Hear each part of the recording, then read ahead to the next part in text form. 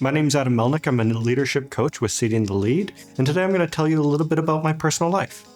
Tell us a little bit about your upbringing. Where did you grow up? I am Edmonton born and raised. It feels like a rare thing these days because everyone I meet is from out of town. They're from Ottawa, they're from BC, and they all migrate to Edmonton. But for me, I am Edmonton born and raised. So growing up, I grew up in a middle-class family. I grew up with a brother and a sister. It was interesting because for me, life has never really come easy. I've always had to work for everything that I have right now. And so oftentimes when I hear people say, life was easy, I was like, wait a minute, that never happened for me. I had to work for everything I had. But in that, I built up a lot of resilience and learning how to overcome obstacles and move forward in the face of just adversity. Tell us a little bit about your educational background. My educational background, I went to school to become a licensed practical nurse for 2 years. It feels like over a decade ago. And when I left nursing, I ended up working in mental illness and addictions. And I got a ton of training in just mental health and leadership, those soft skills and communicational skills. And then from there, I went and I got my license for coaching through the International Coaching Federation and my schooling through Erickson's College. What inspired you to get into coaching? What inspired me to become a coach was that aspect of helping people. When I worked out in the inner city, I was helping those in need, but the toll on me was great. And the burnout was pretty bad, to be honest. I think the average burnout rate for an inner city worker is about 3 years. I love the work that I was doing. I just couldn't take all the intense stuff that I was seeing and hearing on a daily basis. So when I worked out in the inner city, some of the stuff that I heard was absolutely wild. And sometimes I tell my clients, you can't tell me this stuff. Don't tell me this. One of the darker ones was I had a gentleman who came to see me and he was stabbed by a screwdriver. And I was telling him, hey man, what happened? He's like, I'm not going to tell you because you're going to narc on me to the cops. I was like, okay, fair enough. He's like, well, as soon as I'm out of here, I'm going to go and I'm going to find him and I'm going to stab him. I'm like, dude, you can't tell me that. And he's like, what are you going to do? Call the cops? I'm homeless. All right, fair enough. They're never going to find me.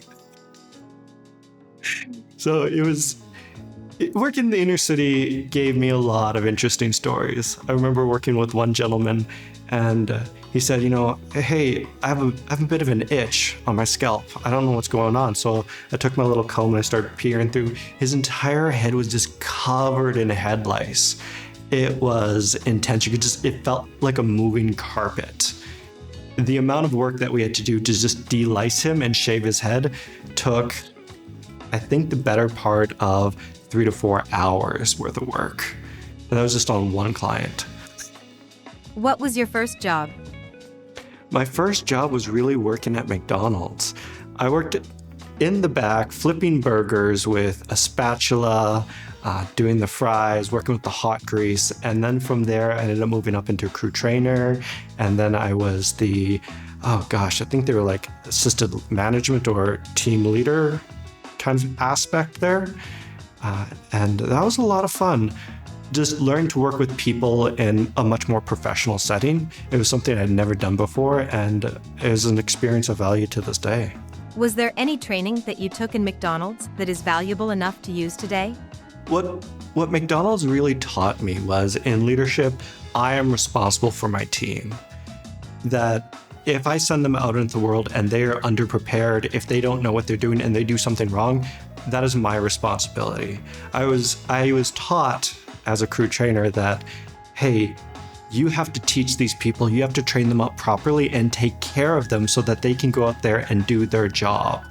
It's not just, hey, they screwed up, that's their fault. It's no. You were trained them, you were the leader, you were their manager, and you failed them. And that's something that I've really taken with me to this day. What is the best thing about working with your clients? I love watching my clients grow, to be honest. just watching them come in, usually with problems and struggles. They don't know how to get from point A to point B. They don't know how to make their dreams come true or fix the broken relationships within their team, and to sit down with them week after week and do these incremental changes every single week for usually the course of a couple of months. They're a completely different person.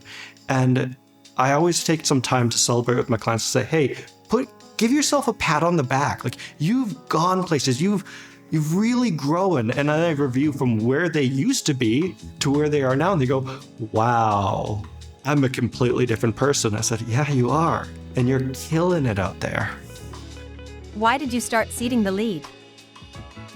So the reason I ended up getting into leadership coaching and starting seeding the lead is because in nursing, no matter what job I got to or went to, management didn't know what they were doing.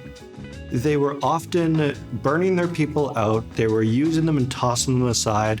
The life expectancy of some managers was only a year to 2 years because they were being promoted to incompetency, essentially. They said, hey, you're really good at working with a doctor, and then let's essentially promote you to management. Once they're in management, they don't know how to deal with their teammates. They don't know how to deal with their colleagues, and they piss them off. And then what ends up happening is the union gets involved, and then they're out on their butt. I said, this isn't okay, because at the end of the day, managers are responsible for taking care of their people. Bad managers destroy people's lives. And so I said, I can teach you the soft skills. I can teach you the decision making. I can teach you how to take care of your people so that you can thrive as a manager and really thrive in the workplace. What is something unique about you that most people don't know? What's unique about me is I'm a bit of a closet nerd. I love everything anime. I love video games. I love comic books. I don't really talk about it too terribly much. Most people look at me and they say, oh, you're a jock, you love sports, you love going out and partying. It's like, no. I love those things in addition to all my anime. It's how you just de-stress every day. What are your goals for the future?